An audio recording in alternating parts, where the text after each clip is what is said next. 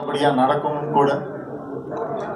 Bhagyaraj sir என்னதான் எங்க அப்பா வந்து எனக்கு screen play குருனாலும், Bharathi Raja sir மானசீக குரு எங்க எல்லாருக்குமே, அதை யாருமே மறுக்கவே முடியாது.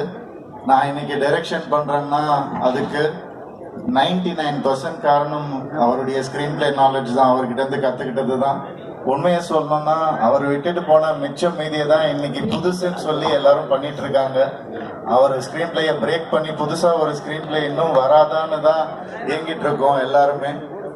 பவுனு தான் படத்துல வந்து நான் தியேட்டர்ல உட்காந்து பார்க்கும் போது, ஏன் இந்த பொண்ணு இவரை கல்யாணம் பண்ணிக்க மாட்டேங்குதுன்னு கிளைமேக்ஸ்ல ஒரு விஷயம் பண்ணியிருப்பாரு. சேர்ல இருந்து குதிச்சவங்க எல்லாம் நான் பார்த்திருக்கேன் எமோஷன்ல. இப்படி யாரு யோசிக்க முடியும் அப்படிங்கிறது வந்து இன்னைக்கும் வந்து மனசுல அந்த பச்சை எப்படி குத்துனாங்களோ அப்படி குத்தி இருக்கு அவருடைய ஸ்கிரீன் பிளே.